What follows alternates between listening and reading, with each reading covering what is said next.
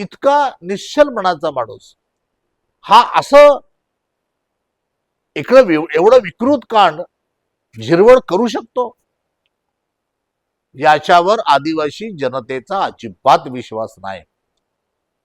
आणि ज्याचं जे प्रकरण त्यांनी बाहेर आणलं या अगोदर तर ते भ्रष्टाचाराचं प्रकरण आणलं होतं. काहीतरी 30,000 की 50,000 त्याच्या सचिवांनी घेतले, लाच घेतली, कुठल्या तरी मेडिकल स्टोअरचा परवाना रद्द आणि त्याला नवीन परवाना देण्याकरता असं काहीतरी ते प्रकरण झालं होतं. आणि त्याचाही खापर झिरवळवर फोडण्याचा प्रयत्न या लोकांनी केला होता.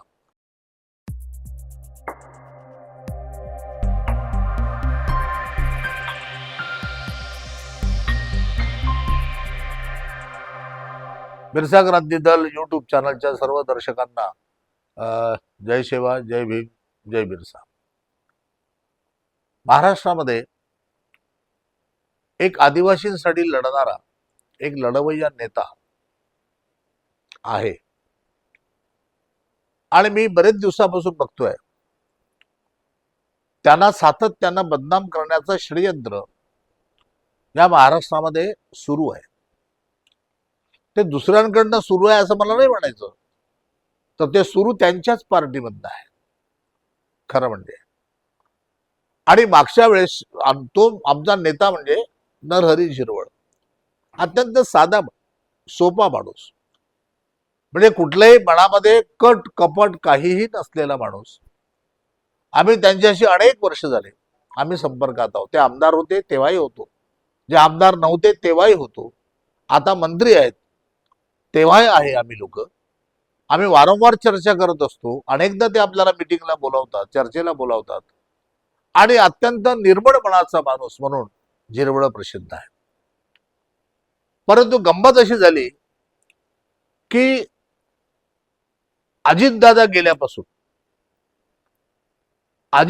गेल्यानंतर झिरवळच्या पाठीमागे कोणी खंबीरपणे उभं राहणारा नेता नाही. कारण झिरवळ साहेबांनी वारंवार ही वक्तव्य केलेली आहे की सुनेत्रा वहिनींना अध्यक्ष करा, सुनेत्रा वहिनी निर्णय घेतील 2 राष्ट्रवादी एक करण्याचा, एकीकरणाचा, असं वारंवार झिरवळ हे बोलत राहिले. आणि झिरवळनी पटेलांना किंवा तुमच्या तटकरेंना नेता नाही मानलं. त्यांनी वारंवार सांगितलं की आमचे नेता सुनेत्रा नाही. म्हणजे या पद्धतीनं झिरवळ आपल्या निष्ठा पक्षाच्या प्रमुखांवरती तो वाहतोय, त्यांच्यावरती आपली निष्ठा तो सिद्ध करतोय, तो इतरांवरती करत नाहीये. आणि म्हणून असा जो झिरवळ सातत्यानं आदिवासींसाठी लढणारा, म्हणजे त्यांची लढाऊपणा इतका की त्यांनी त्या मंत्रालयाच्या 6व्या मजल्यावरनं त्यांनी खाली उडी घेतली होती मंत्री असताना. जर मी तो म्हटला की मी मंत्री असूनही जर माझं ऐकलं जात नसेल, आदिवासींची भरती होत नाही आहे, आदिवासींचे प्रश्न सुटत नाही आहे, आणि म्हणून त्यांनी तिथून उडी घेतली होती. बरं झालं खाली ते जाळं होतं म्हणून ते वाचले. पण उडी घेतल्यानंतर त्यांना जवळजवळ 15 दिवस दवाखान्यामध्ये भरती होऊन राहावं लागलं, एवढी त्यांना दुखापत झाली होती.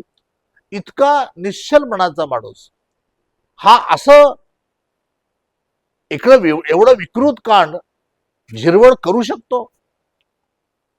याच्यावर आदिवासी जनतेचा अजिबात विश्वास नाही. आणि ज्याचं जे प्रकरण त्यांनी बाहेर आणलं या अगोदर तर ते भ्रष्टाचाराचं प्रकरण आणलं होतं.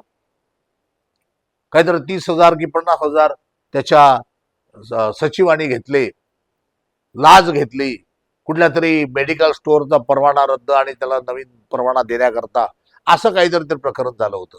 आणि त्याचाही खापर झिरवळवर फोडण्याचा प्रयत्न या लोकांनी केला होता तेव्हा. पण तेव्हाही झिरवळने सांगितलं की याचं मला काहीही माहिती नाही, कोणी घेतले, कोणी दिले, का दिले याचा मला काही पत्ता नाहीये.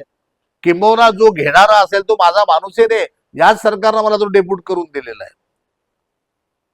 म्हणजे आणि त्याच्यानंतर जेव्हा त्यांना कळलं की या झिरवळचा हात नाही, तर ते प्रकरण चुपचाप थंड झालं.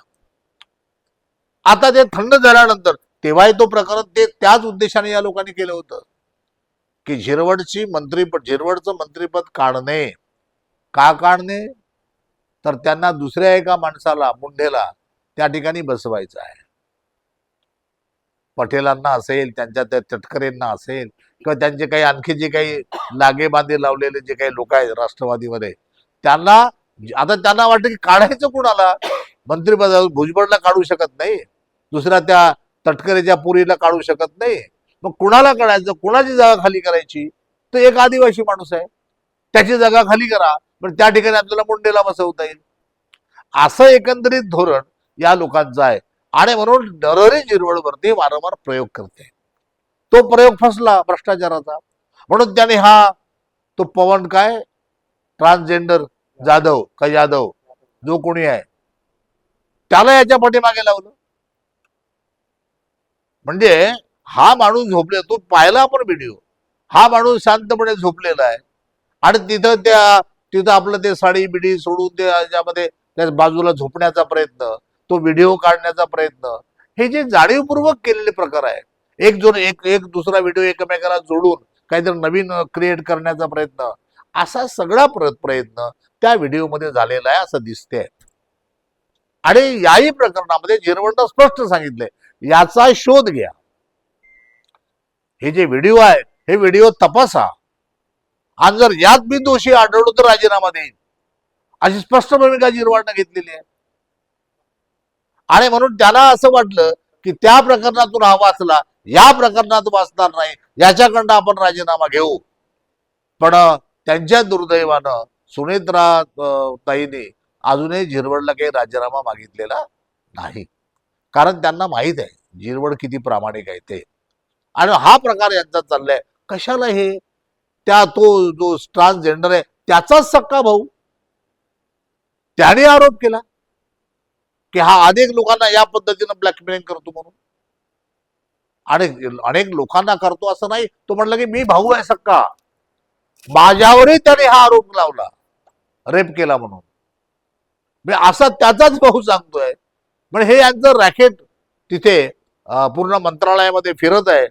आणि म्हणून हे रॅकेट फिरून ते रॅकेट झिरवळच्या अंगावरती कसं आणायचं या पद्धतीनं तो प्लॅन केलेला सगळा हा प्रकार होता.